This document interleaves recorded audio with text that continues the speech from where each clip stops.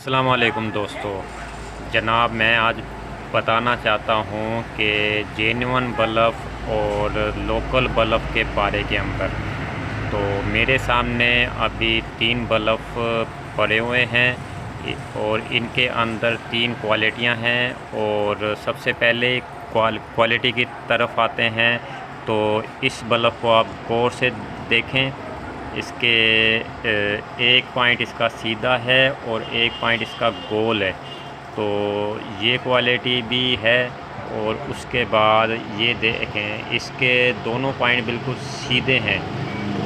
और ये तीसरी क्वालिटी है, इसके पॉइंट एक ऊपर पॉइंट है और एक नीचे है।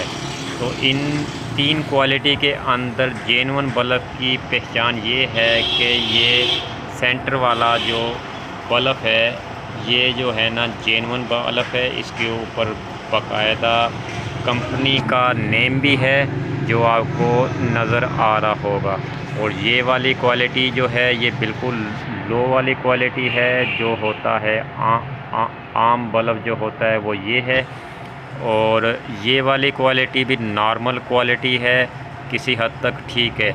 और अभी मैं आपको ये बताना चाहता हूँ कि अगर आपकी हेडलाइट के अंदर लोकल बल्ब हो तो आपकी लाइट की रोशनी वो फैलेगी। और जेन्युइन बल्ब की रोशनी हमेशा सीधी होती है क्योंकि इसके दोनों पॉइंट सीधे हैं और ये जल्दी फ्यूज़ नहीं होता। ठीक है, अगर आपकी गाड़ी के अंदर बैटरी नहीं भी है तो ये इतनी जल्दी फ्यूज़ नहीं होता। इसकी लाइफ बहुत ज़्यादा होती है। और हमेशा कोशिश किया करें कि अपनी गाड़ी के अंदर जेन्युइन पार्ट्स जो है ना, वो जेन्युइन पार्ट्स उसके अंदर डालेंगे तो उसके पार्ट्स की लाइफ भी बढ़ेगी और आपकी गाड़ी भी अच्छी चलेगी।